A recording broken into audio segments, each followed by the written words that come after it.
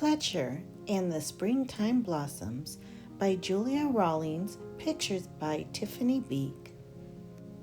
The woods were full of chirping, bustling, sing-song sounds of spring. Fletcher bounced along with his nose in the air, sniffing the just burst buds of flowers and playfully chasing with butterflies, with his head spinning with sights and sounds. He tumbled happily down the hill into the sunny orchard, but when he picked himself up from the ground, he couldn't believe his eyes. A soft breeze danced through the branches, carrying snowy flakes.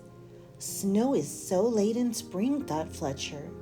It will be too cold for the buds and the butterflies. There's no time to lose. Looking for someone to tell, he trotted back up the hill and passed a pair of birds cuckooing on the branch. "You've flown to your summer home too soon," Fletcher cried. "I've been down to the orchard, and there's more snow on the way." "Then we should fly back south," they called. "But first, we must tell Porcupine. He just came out of his bed of leaves. He needs to snuggle back down or he'll freeze." Fletcher and the birds found Porcupine stretching and scratching. "There's snow on the way," panted Fletcher. "I saw it in the orchard." "It will be too cold for the butterflies. The birds will need to fly south, and you must hide." "Then I should crawl back into bed," snuffled Porcupine sadly. "But first we must tell Squirrel that he needs to hunt for food. He's eaten his winter store of nuts. He'll need to find some more." Fletcher, the birds, and Porcupine found Squirrel scampering after sunbeams. "Snow is blowing in from the orchard," gasped Fletcher. "It will be too cold for the butterflies. The birds will need to fly south. Poor Porcupine must go back to bed, and you must find some food." "You're right. I've eaten my spring feast," said Squirrel, "and all my stores are gone. But before I hunt for more, we need to tell the rabbits to munch as much grass as they can before the snow falls." Fletcher, the birds, Porcupine, and Squirrel hurried off again. The rabbits were rolling down the hill next to their burrows. "Stop playing!" cried Fletcher. "There's snow blowing in from the orchard. It will be too cold for the butterflies. The birds will need to fly south. Poor Porcupine must go back to bed. Squirrel needs to find food. And you must munch more grass." "Before we eat," said the rabbits, staggering dizzily to their feet. "Let's go and play in the snow," said the rabbits, hoppity, roly-poly, plop down the hill through the woods.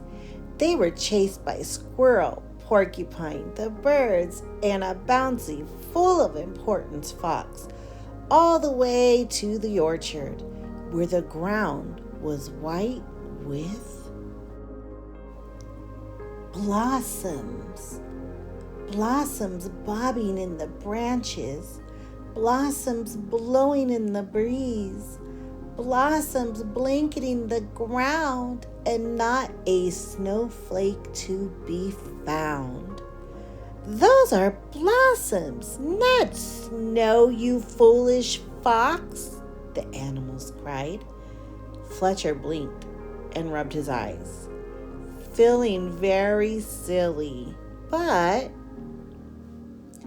then the animals scooped up pawsfuls and clawsfuls of blossoms from the ground and covered him in a tickly shower of fluttery white petals. Fletcher and his friends ran and played between the trees until at last they all collapsed in a blossomy, soft, white heap. Then the birds fluttered back to their branches with beakfuls of blossoms to line their nest. Porcupine snuffled off up the slope, his quills dotted with tiny white petals. Squirrel went chasing up and down trees after snow white petals dancing in the breeze. And the rabbits bounced back up the hill with blossoms to brighten their burrows.